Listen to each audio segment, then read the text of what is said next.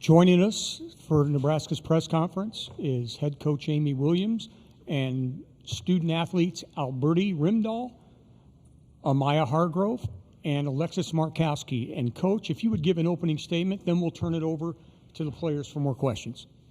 Okay, we're thrilled. We've been talking about being in one-game seasons, and so we're thrilled to be advancing and playing another day, and just proud of the contributions that we got from up and down our roster today, and just thought a lot of people contributed. Okay, questions for the players. Please raise your hand. All right, Amaya, Bertie, this is your first Big Ten tournament. You did great, both of you double digits. Bertie, how is it different from your SEC tournament? Amaya, was it what you expected this first game to be like? Bertie, you want to go? Yeah, I'll go. No, it's always fun to play tournaments. I was so excited going into this with my Nebraska team. We have so much fun, and I love playing with all of these girls. So yeah, I'm very excited that we won tonight.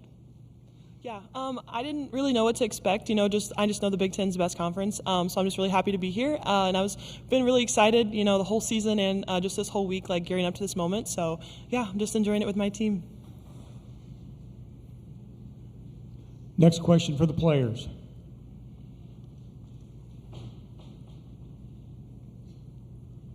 Question I have is what it's like for each one of you. I believe, is this the first time you've played in this facility? And what do you think, a very historic arena in terms of Big Ten championships and other things? What did you think of the background and being able to shoot and play in this arena?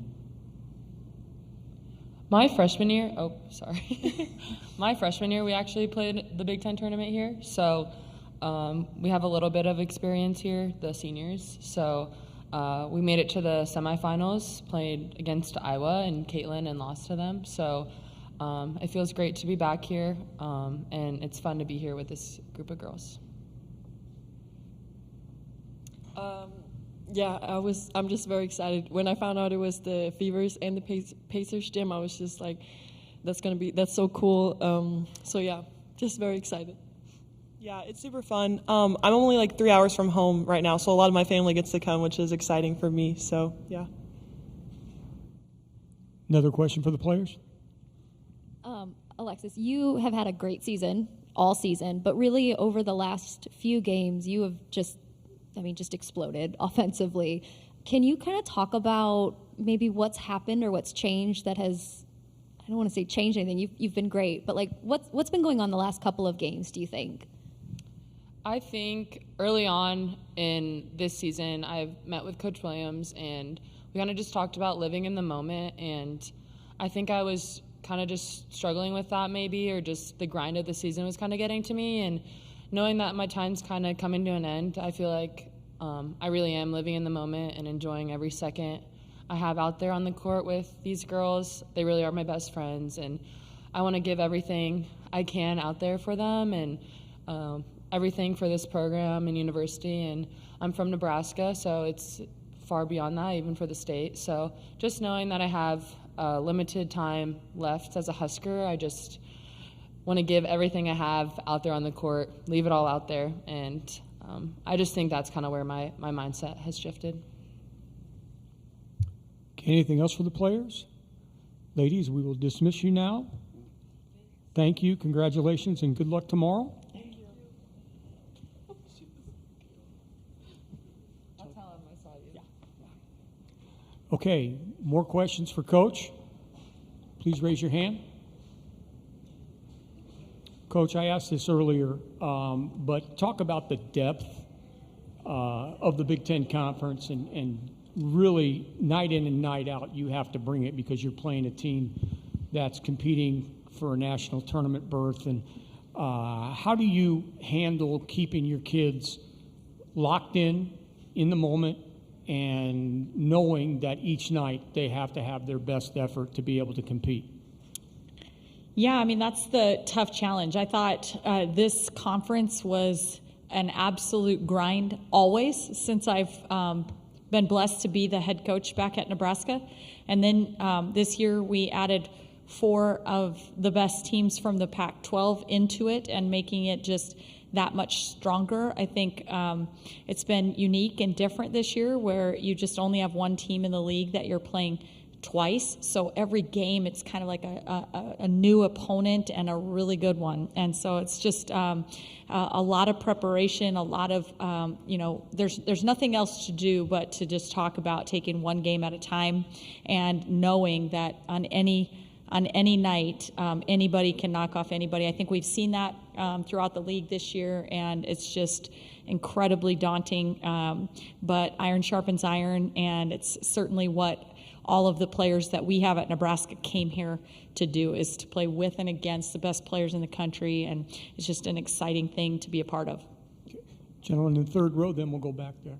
Coach, I'm fascinated at how you're holding together, losing 2 important cultural pieces to your roster, and then keeping this group of intangible, wonderful young ladies together in the Big Ten, in a land of sharks.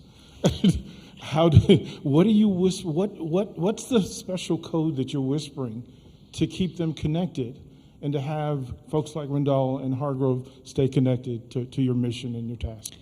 Well, the best thing is that the pieces that are culture pieces that we lost on the court, we haven't lost on a daily basis. And I could not commend Natalie Potts and Allison Widener more for the way that they have continued to pour into this team, even though they are not able to be on the court getting game minutes. The way they pour into and continue to establish the culture for our program has been nothing short of just incredible. Their impact is still very felt.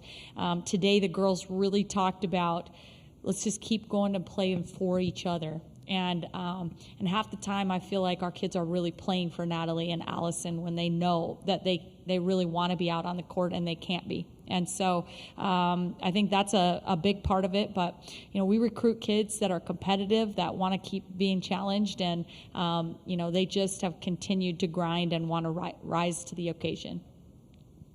And then, Coach, last time you played Rutgers, only a 7-point victory, only 3 made 3-pointers. How important was that coming into this game? How much of that was a point of emphasis saying we have to get the deep ball going, even so much to have Alexis having 2 threes and look confident out there from deep?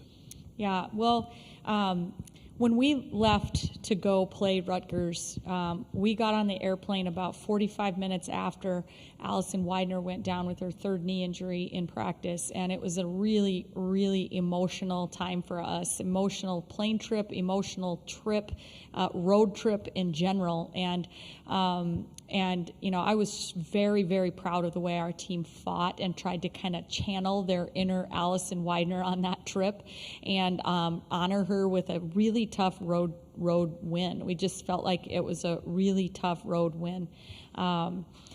But, when you're wanting to advance in the tournament, we know we're going to have to make baskets, and for us, I thought, yes, that included the deep ball or, from behind the arc, but I thought there was a little bit of a stretch in today's game that we maybe fell in love a little bit too much, we really want to make our money, but by continuing to understand that we need paint touches too.